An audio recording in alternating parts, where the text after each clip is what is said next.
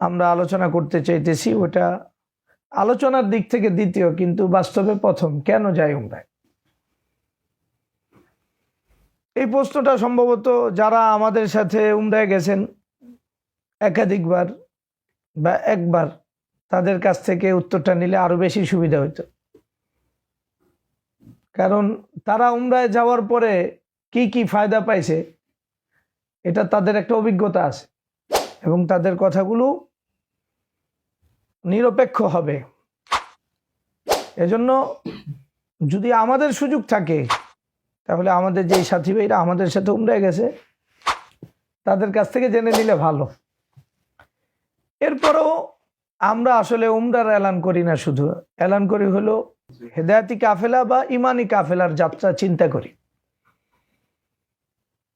এজন্যই আমরা মূলত কি যাই, উমরা যাই। আমাদের নিছক উদ্দেশ্য এটা থাকে না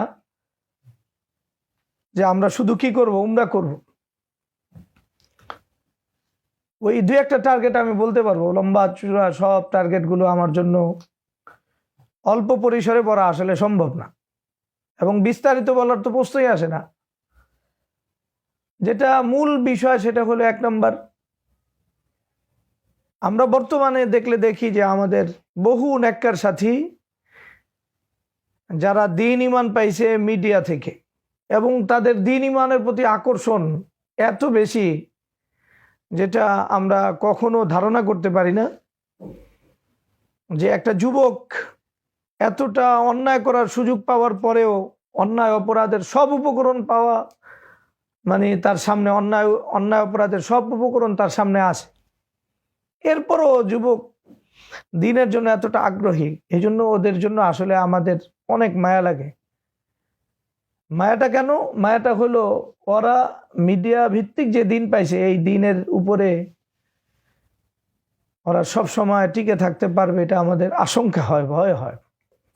এজন্য আলাদা একটা সময় বের করে যদি এদেরকে উমরায় নেওয়া যায় এবং ওদের সাথে জীবনের যোগসূত্র কায়েম করা যায়, ওদের সাথে মহব্বতটা এই পর্যায়ে নিয়ে নেওয়া যায় যে তারা মিডিয়া ভিত্তিক যে দিনটা পাইছে, জিনের যে আগ্রহটা পাইছে, ওটাকে সাহাবাদের দিন নেওয়ার ধরনের সাথে একটা মিলিয়ে দেওয়ার চেষ্টা করা।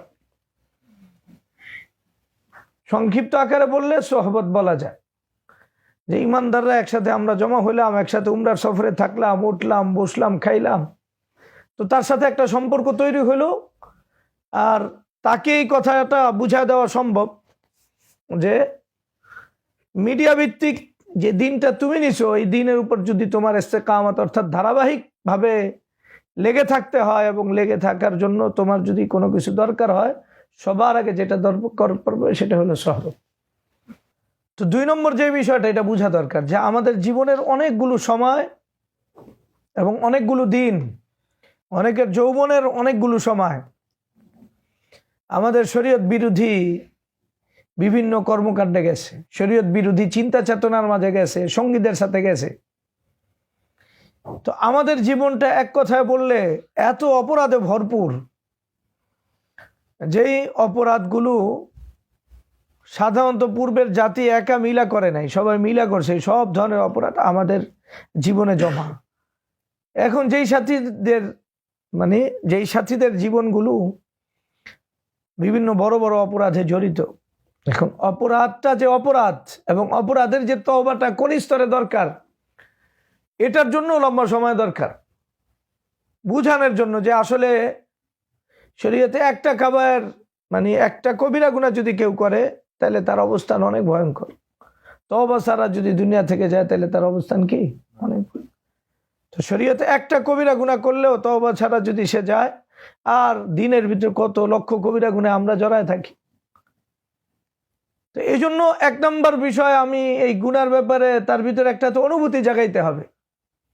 এখন কিছু মানুষ তো গুনাহ ছাড়ে, কিন্তু এটা ওই গুনার প্রতি কিছু না কিছু আন্তরিকতা অথবা টান রয়েই যায়। তো আমরা এই সফরের ভিতরে যেটা তার সামনে বুঝাইতে চাই অথবা পেশ করতে চাই, তার দিলের ভিতরে যেটা আমরা দাগ কাটাইতে চাই, সেটা হলে অপরাধগুলোর স্তরটা কি, যাতে সে সত্যিকার অর্থে তাইবিনদের অন্তর্ভুক্ত হইতে পারে এবং নাদিবিনদের অন্তর্ভুক্ত হইতে পারে। আরবি শব্দ তওবাকারী এবং অনুশোচনা এবং আক্ষেপকারী হিসাবে নিজেকে আল্লাহ তাআলার দরবারে নাম লেখাইতে পারে। এটা দূর থেকে বোঝানো আমাদের জন্য আসলে অনেক মুশকিল।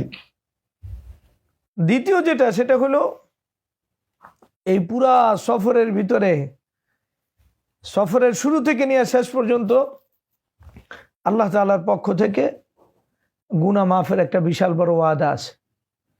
তাহলে এক তো গুনার ব্যাপারে অনুভূতি জাগিয়ে তোলা হয়, আর এক তো হলো যেখানে আল্লাহ তাআলা ডাইরেক্ট ওয়াদা করছেন গুনাহ মাফ করার, যাতে আরবিতে কয় তাহরিজ, অর্থাৎ গুনাহ যেন সে নিজেরে মাফ করে নিতে পারে এই ব্যাপারে উৎসাহ প্রদান, পাশাপাশি ওই জায়গাগুলো তার সামনে আসে, তাহলে সে আগ্রহী হয় গুনাহ মাফ করাবে আল্লাহর কাছ থেকে, আবার জায়গাও পাওয়া যায়। তো জায়গা পাইলে কি হয়, একটা লোক তার জীবনকে পবিত্র করার পুরাপুরি সুযোগটা পায়। আল্লাহ আমাদের জীবনকেও পবিত্র করুক। তো জীবনটা যখন পবিত্র হয় এবং গুনার ব্যাপারে ঘৃণাগুলো থাকে এবং গুনাহ ছাড়বে এই কথা আল্লাহ তাআলার দরবারে যে ওয়াদা করে আইছে, এই অনুভূতি নিয়ে যখন আসে, তখন তার মাধ্যমে দ্বীনের কাজ করাটা যত বেশি ফলপ্রসূ, অন্যের মাধ্যমে অত ফলপ্রসূ মনে হয় না আর কি, প্রেক্ষাপট অনুযায়ী। 4 নম্বর যে দিকটা, সেটা হলো আল্লাহ তাআলা কিন্তু বান্দাকে বানাইছেন ইবাদতের জন্য। এটার একটা অর্থ হলো ইবাদতে মহজার জন্য। বান্দার সাথে আল্লাহর সাথে মূল সম্পর্ক কিসের দ্বারা? ইবাদতে মহজা। ইবাদতে মহজা মানে হলো এমন ইবাদত করা যেটার সাথে দুনিয়ার কোনো ফায়দা জড়িত না, একমাত্র আল্লাহ তাআলার সন্তুষ্টি এবং ভালোবাসা জড়িত, এবং এর জন্য নিজেকে পুরাপুরি বিনয়ের সাথে আল্লাহর কাছে অর্পণ কর। এবং এটা বাইতুল্লাহ শরীফে যতটা হয়, আমাদের তাজরিবা অন্য জায়গায় এতটা হয় না। 5 নম্বর কারণ হলো আমরা বাইতুল্লাহকে সামনে রেখে অনেক কথাই বলি। এই কথা তো এক একটা কথা, এক একটা শুধু বিষয়বস্তু না, মানে এক একটা জীবন, এক একটা দর্পণ। সেটা হলো আমরা ওই বাইতুল্লাহকে সামনে রেখে ইব্রাহিম আলাইহিস সালামের কথা মনে করায় দিতে চেষ্টা করি, যে ইব্রাহিম আলাইহিস সালামের হাতে আল্লাহ তাআলা বাইতুল্লাহ নির্মাণ করছে। তো যদি আমি শুধু হজ আর উমরা করি, আর ইব্রাহিম আলাইহিস সালাম আল্লাহর দ্বীনের জন্য যা করছেন আমি যদি এটা না করি, তাহলে যার হাতে বাইতুল্লাহ নির্মিত এবং যিনি এই হজের ঘোষণা দিয়েছেন, তার সাথে আমাদের জীবনের অমিলটা থাকলে আমার হজ আর উমরার ভিতরে অপূর্ণাঙ্গতা রয়েই যায়। এজন্য ওই বাইতুল্লাহর কাছে এই কথাটা যতটা বোঝানো সম্ভব, এটা দূরে বোঝানো আসলে মুশকিল। আবার আরেক দিক থেকে আমরা পুরা একটা ফ্যামিলি যদি চিন্তা করি, ইব্রাহিম আলাইহিস সালাম একজন আদর্শ পিতা এবং আদর্শ স্বামী, এরপরে হাজেরা রাদিয়াল্লাহু তাআলা একজন মা এবং আদর্শ স্ত্রী, এবং ইসমাঈল আলাইহিস সালাম সন্তান। এটাই তো পরিবার। তো পরিবারের রূপরেখাটা কেমন হওয়া দরকার, আল্লাহর সাথে তাদের সম্পর্কের স্তরটা কেমন হওয়া দরকার, এগুলো ওখানে আমরা বুঝাতে চেষ্টা করি। এজন্য আমরা আসলে উমরায় নেওয়ার চেষ্টা করি। এরপরে যে বিষয়টা আমরা বুঝাইতে চেষ্টা করি, সেটা হলো বাইতুল্লাহকে সামনে রাখা। এই বিষয়টা আনি যে এটা সব ধর্ম থেকে আলাদা। আল্লাহ বাইতুল্লাহকে আবাদ করছেন কেন? বাইতুল্লাহর বৈশিষ্ট্যই আলাদা। এখানে সবাই মিলা একসাথে আল্লাহ তাআলার জন্য সেজদা দেয় কি দেয় না? এইভাবে যে 24 ঘন্টা আল্লাহর তাওহীদের সবচেয়ে বড় স্বাক্ষর হলো সালাত, এবং এর ভিতরে সবচেয়ে বড় পাঠ হলো সাজদা। ওইটা বাইতুল্লাহকে সামনে রেখে পুরা পৃথিবীর মানুষকে নিয়ে এবং উপরে ফেরেশতারা একসাথে জারি থাকে। তো তাওহীদ হলো জীবনের টার্গেট। ওই তাওহীদটা তাকে ধরাইতে চেষ্টা করি, পাশাপাশি দিলের ভিতরে ক্ষোভটাও জাগাইতে চেষ্টা করি। আজকের এই বাইতুল্লাহ, যাদের হাতে তারা দ্বীন ইমানের আপন কেউ না শত্রু, তোমার দিলে যেন এই বাসনা আসে। কোন বাসনা? ওইটাও রাসূলুল্লাহ সাল্লাল্লাহু আলাইহি ওয়াসাল্লামের জীবন থেকে আমরা যেটা পাই, সেটা হলো রাসূলুল্লাহ সাল্লাল্লাহু আলাইহি ওয়াসাল্লাম বাইতুল্লাহতে যখন আসতেন, তখন ওয়াকুল জা আল হক ওয়া যাহাকাল বাতিল ইন্নাল বাতিলা কানা যাহুকা, ওয়াকুল জা আল হক ওয়া যাহাকাল বাতিল ইন্নাল বাতিলা কানা যাহুকা। এই কথা বলে আসছেন, মূর্তিকে খতম করছেন, শিরিককে খতম করছেন। তো এটা আমরা আরো বিস্তারিতভাবে বুঝাইতে চেষ্টা করি যে আসলে ওই বাইতুল্লাহ তোমার সামনে, দেখো এখন এই বাইতুল্লাহ যারা আল্লাহর দুশমন এদের থেকে মুক্ত করা দরকার কিনা, যারা মুক্ত করবে তাদের একজন সদস্য তুমি হইতে পারো কিনা। এটা আমরা সবসময় তাকে বুঝাইতে চেষ্টা করি। রাসূলুল্লাহ সাল্লাল্লাহু আলাইহি ওয়াসাল্লাম যেই ভেষে বাইতুল্লাহ গেছেন ওই ভেষটা আমি গ্রহণ করতে পারি কিনা, ওই ভেষটাই তো আমার জীবনের টার্গেট। পাশাপাশি আমরা যেই কাজগুলি করার চেষ্টা করি সেটা হলো পূর্ণ দিনটা আসলে কি, পূর্ণ দিনের জিম্মাদারি আসলে কি, পূর্ণ দিনের জিম্মাদারি যেন আমরা পুরাপুরি আদায় করতে পারি।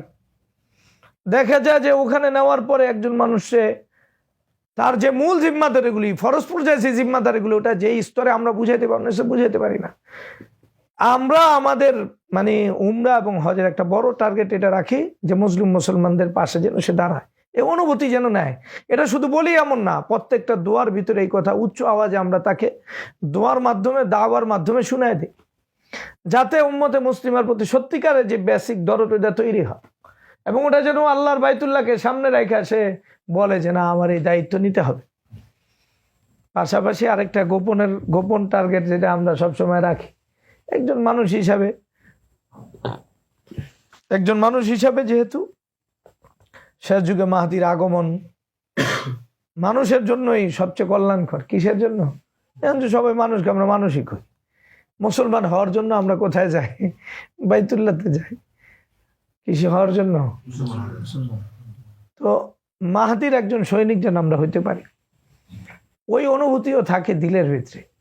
এইভাবে হাজারো বিষয়কে সামনে আইনা আমরা অল্প সময়ের ভিতরে উমরার ভিতরে চেষ্টা করি। আলহামদুলিল্লাহ, যারা আমাদের সাথে গেছে আল্লাহর দয়া, তারা অবশ্যই এক মানুষ এবং তাদের জীবনের পরিবর্তনগুলো আশ্চর্য।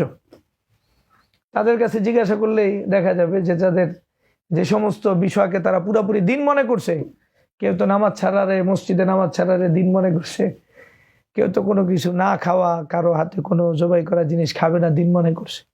এইভাবে হাজারো ঝামেলা যেগুলো তারা দিন মনে করে মানছে, ওগুলো থেকেও তাকে বের করে আনা সম্ভব হয়েছে। এটা উমরার সফর ছাড়া আমার কাছে সম্ভব মনে হয় না।